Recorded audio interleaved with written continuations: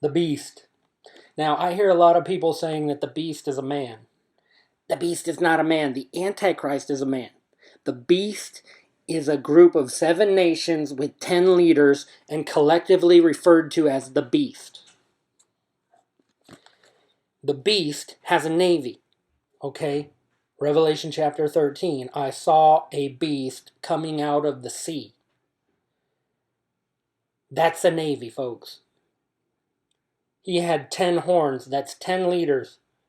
He had 7 heads, that's 7 nations joined together as an alliance.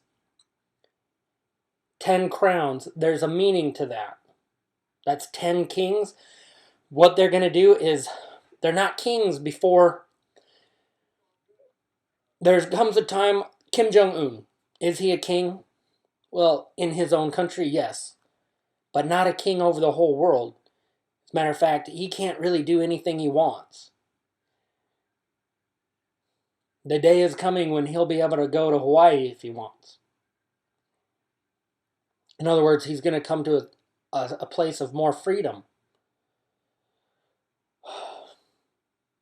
The beast I saw... Oh, wait. On each head, a blasphemous name. The blasphemous name just means that it's Islam. Okay? Muhammad is a blasphemous name. Allah is a blasphemous name.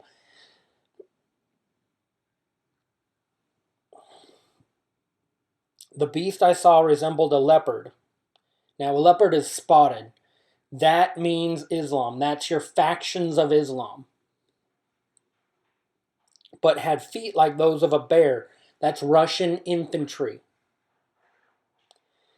Had a mouth like that of a lion. The lion is represented by the United Kingdom and English speaking. So the beast is going to speak English and is going to take over the currently existing communication network and infrastructure. The dragon gave the beast his power. Now, the dragon is China. The power in this instance is economic power. This is Revelation chapter 13. Get your Bible out. One of the heads of the beast seemed to have a fatal wound, but the fatal wound had been healed. One of the heads, that's one of the nations, out of the 7 nations, seemed like it had died, but by the time it rises out of the sea with the navy, that wound, that nation that seemed like it was dead has now been healed and is now back to life. That's Russia, folks. Russia is the nation that looked like it died. Remember, in 1988, everybody was afraid of Russia. In 1985, everybody was afraid of the Soviet Union. And then by 1991, people were like, it's gone. 2001, Russia's gone. Now it's 2007. And they come out with the Satan 2. You need to find out what that is if you don't know what it is. That's when Russia was threatening that they have a nuke that with just one missile launch can take out the whole area of Texas or France. Just saying. That sounds to me like that beast has been healed. The whole world was astonished and followed the beast. Men worshiped the beast, the dragon, because he had given authority to the beast, and they also worshiped the beast and asked, who is like the beast, who can make war with the beast? Folks, the beast is not a person. The beast is not, the Antichrist and the beast are 2 separate things. The Antichrist is one of the horns on the beast. The beast is 7 nations with 10 leaders. And no, it's not the United Nations. Matter of fact, some of the Islamic, well, the United Nations have become an Islamic, practically become an Islamic state of its own. The beast was given a mouth to utter proud words and blasphemies. Does that sound like Kim Jong-un? We're going to destroy America and all that rhetoric of his. and Iran. Okay, so I'm going to tell you what the beast is. It's an alliance of Russia, China, North Korea. That's your first beast that rises out of the sea that has a navy. And then the second beast is Iran, Turkey, and I believe also Canada. But they're not going to necessarily be involved in rising out of the sea, obviously. But so let's keep going. And you can disagree with me all you want, but at the end of World War III, which we see the whole world right now, it's it's actually May 1st, 2017. The whole world is heating up right now. And we got North Korea about to do another nuclear test and just launched two unauthorized missiles. One missile they launched just recently headed straight for Japan. And Donald Trump had vowed, you make another missile launch, we're going to attack. We still haven't attacked. Why haven't we attacked? Because North Korea is standing there with Russia and China behind them. And that's the only reason Kim Jong-un would be able to make these claims. I'm just saying, this is not an old Saddam Hussein thing. Remember when Saddam Hussein went and took over Kuwait? And we all just said, you know what, we're going to have to give him a good beating. This is not the same thing. It seems like it because Kim Jong-un probably has a less powerful military than Saddam Hussein. But he's got... Now, how do you think he has nukes?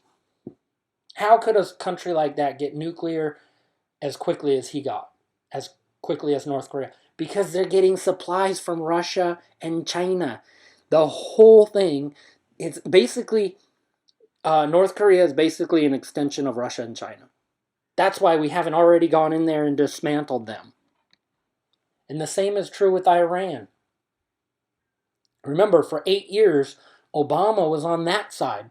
Obama was helping Iran. Obama was playing this dance with Russia. And people say that Russia and Obama don't get... No, they are like this. You'll find that out later. You'll find out that Obama and Putin go way, way back. They were butt buddies back probably in the 80s or something. I'm just saying. You can disagree with that. I just came up with that. But you know what I mean, in a metaphorical sense. Now, the reason everybody says that the beast is a man is because it refers to the beast as he. He. Well, I'm going to explain that to you right now. Revelation 22, there's a whore that's on the beast that's referred to as a she. The beast is a he. The whore on the beast is in the act of having sexual relations with the beast in a very metaphorical, spiritual sense, in the same way that, anyway, the whore on the beast is that North American lukewarm churchianity that's in love with and friendship with this world. Okay? And when that beast rises up, that whore is going to take the mark of the beast, and at that time it's considered when the foolish virgins fall away and all those lukewarm Christians end up taking the mark of the beast, they will be forced to bow. And at that time, they are the whore on the beast. That's right. Yes. All right, she's a whore.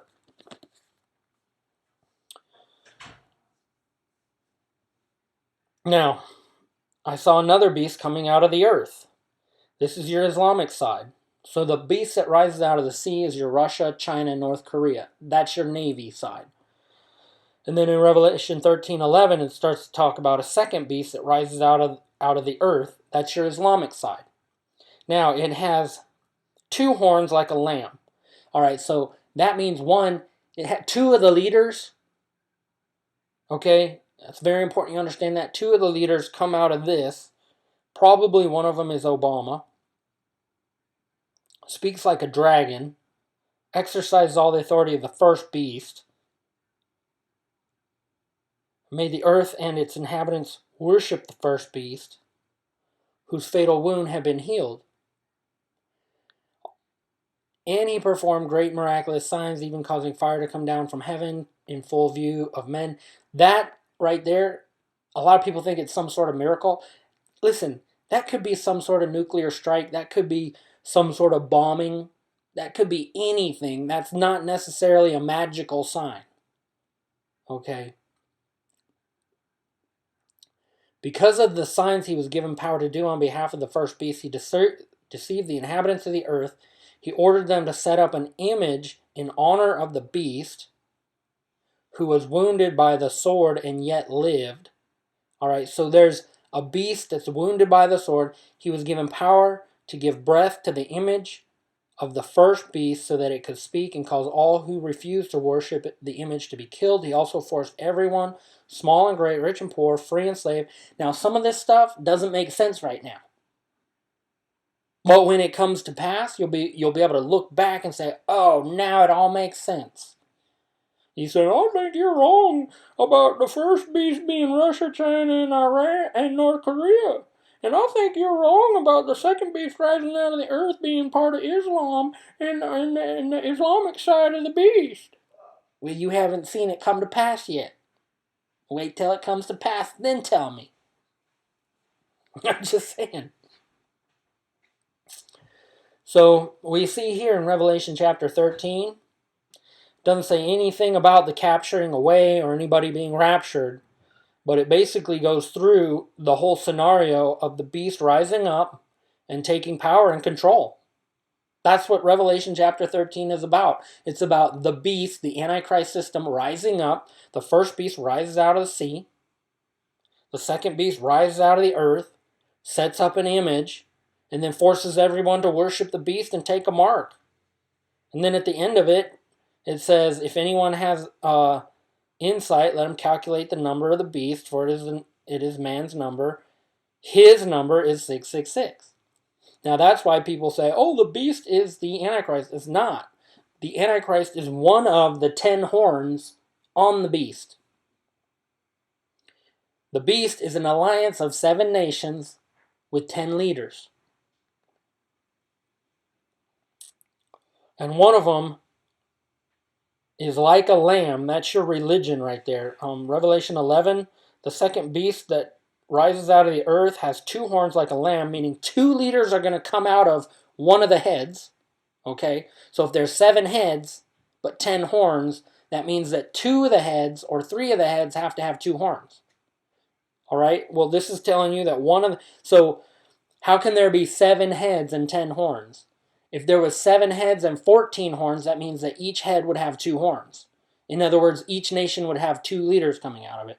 But there's 7 nations with 10 leaders. So So in other words, the part of the beast that has 2 horns is like a lamb. That's your religious side that's pretending to be some sort of Christian religion. So, see, there's going to be this weird, in the end days, there's going to be this weird Islamic / quasi-Islamic, quasi-Christian religion that worships. In other words, take Kim Jong-un's nation, which has their own religion where they have to worship his grandpa and his dad. And there's statues and they have to bow down to Kim Jong-un and his family. You take that and you mix that with Islam, you mix that with Christianity, and you come up with this weird religion where they force people to worship an image and take a mark. So it's going to be, what they're going to do is they're going to just sit down and say, how can we get the whole world under control? And they're going to say, well, we like what Kim Jong-un is doing. Look how he controls his country. Yeah, he's got good ideas there. And then they're going to say, well, look at all the Muslims. We can't control them unless we include Islam. And then they're going to say, and you know what? We need to get all these lukewarm Christians to fall away from God, because remember, the whole purpose of the mark of the beast is not to kill Christians. It's to get the lukewarm, disobedient Christians to worship the beast and fall away, and then separate and identify those who are faithful to God and kill them. You see, it's not a war, and I'll prove that from God's word right here. Look at what it says right here. This is Revelation chapter 12. The dragon was enraged at the woman and went off to make war against the rest of her offspring. And then it says who her offspring are. Those who obey God's commandment and hold to the testimony of Jesus. In other words, those who are obedient to God and those who stand firm in their faith and hold to the testimony of Jesus. So the lukewarm, the foolish virgins weren't obedient to God and fell away from the faith and didn't hold firm in their faith. They didn't hold to the testimony of Jesus. Otherwise, they would have been wise virgins. They ran out of oil. They didn't have enough power. And just like Peter said, surely I will never deny you. And then in the very next chapter, he's denying Jesus 3 times. He didn't have any power in his vessel. He could stand there before hardship and before trial when it was just Jesus and Peter standing there with Paul. I'm sorry, not with Paul, but with like John and Bart and all the other brothers. And he's going to stand there and saying, I will never deny the Lord. Of course, he's hanging out in North America. He's a North American Christian going to his North American church, going to stand there and say, I'll never deny the Lord. But when all of a sudden, when there's suddenly you're surrounded by ISIS and they're holding an AK-47 to your head, and they just cut someone's head off right in front of you, then we'll see how strong your faith is. I'm just saying, I'd like to take some of these North American Christians who think the rapture happens first and parachute them down right in the middle of Iraq and Syria with a big shirt on that says, I believe in Jesus. And see how long you last and see how long it is before you take that shirt off. And I admit I wouldn't want to do that either myself personally. But, you got to be on your face before God and seeking Him and hope that that all your whole lifestyle, my last, 20 years of obeying God and seeking God and doing and all the suffering I went through because of obedience. Man, I am telling you, I have suffered for obedience. There's been times when I obeyed God and I got in trouble for it. You say, how can that be? You can't obey God and get in trouble. Yeah. How about sitting in my dorm rooms all alone in college, and I just told the girl that, I believe in Jesus, I'm not going to have sex with you, and she left. And now I'm sitting there in my dorm room and my heart is like ripped to shreds. And then I decide I'm going to go jogging. I'm going to run up a hill for the next 45 minutes. Running. How about the time when the Lord told me I couldn't marry this girl? He said, you can't marry her. She's not going to, He said, no. Next day, I see her hanging out with some other guy, and the Lord speaks to me and says she's going to marry him. I'm just saying, there's obedience that has to be done. How about the time and I'm not trying to boast. I'm just saying there was a time when God told me to give $300 every time I went to church, and I was going like every day. I was giving like more than 1,000 a week to the church. I mean, I was making decent, and you know what? God bless me. I think I was making 3,000 a week. Praise God for that. But the more I gave, the more He gave, and the more I obeyed, the more. Anyway, when you look back, you should be able to see all of your acts of obedience that puts you right where you are. I can tell you right now, I'm right where I am right now because I obeyed God. And if I don't have a multi-million-dollar home, or if I don't have an expensive Mercedes, I could have, but I obeyed God. And I know people that, I remember a time when I worked for a company that it was just exploding, and I could train a guy, like 18-year-old kid could come in and learn how to make $2,000 a week. There was a few guys that we had that was our first job, and we trained them how to do this sale, and they were stepped right in making $1,500 to $2,000 a week. How'd you like that to be your first job when you're 18? And I remember the reason I got the job is there was probably 100 guys who went to my church who also had that same job. And that's how I got the job, is I found out these guys were all making decent money, so I went and applied and I got hired. But what I noticed is on Wednesday night, nobody was there. I would still go to church. On Friday night, none of those guys were there. I would go to church, and I noticed that out of 100 guys that all went to the same church, all of them were out working until 9 o'clock on Wednesday and Friday night. And I remember on Wednesday at 3 o'clock, the Lord would start telling me, okay, time to get ready for church. And I'd wrap up my last sale by 4, drive home, get home by 5, get ready for church. And then by 7 o'clock, I was at church. And I remember walking into the church, looking around to see if anybody from work, and week after week, month after month, not a single one of them was going to church anymore on Wednesday and Friday night, except for me. And I remember just Some of them got promoted and were making $5,000 a week.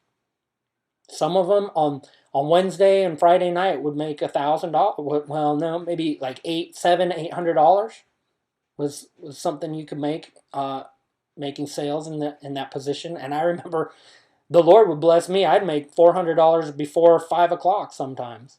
I'd go out at 2, and by 4:30 or 5 o'clock, I already had $350 in commissions. And then I'd go to church. There was times when the Lord, I still have a record at that company for the most sales in one day. One day I made 11 sales in one day. Nobody else can come close to that. And it was a God thing, I remember. And I could tell the whole testimony. Basically, it was already a good day.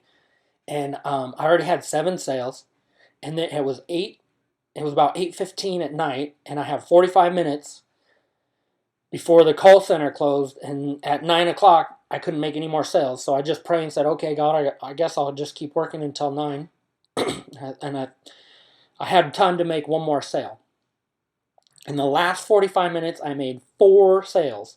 And the way I did that is I walked down the street and I saw a house that had a house party going on.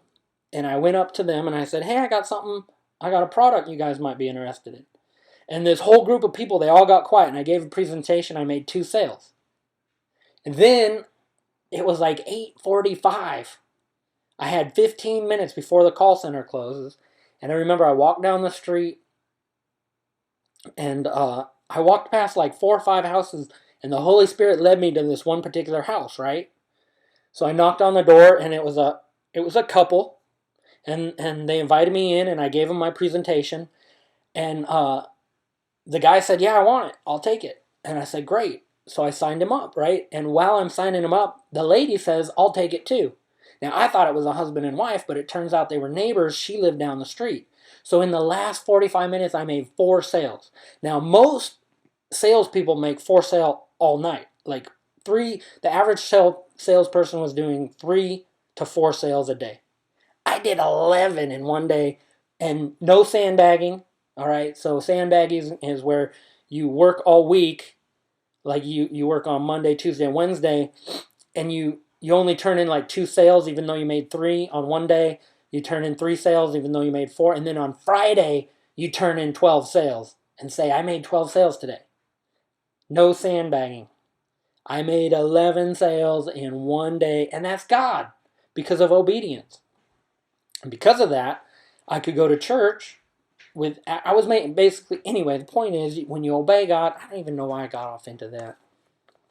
Anyway, the point is, the beast is going to rise out of the sea, and those who don't have a history of obedience are going to fall away, and it doesn't matter what you think right now. You can stand there like Peter and say, oh, certainly will never fall away.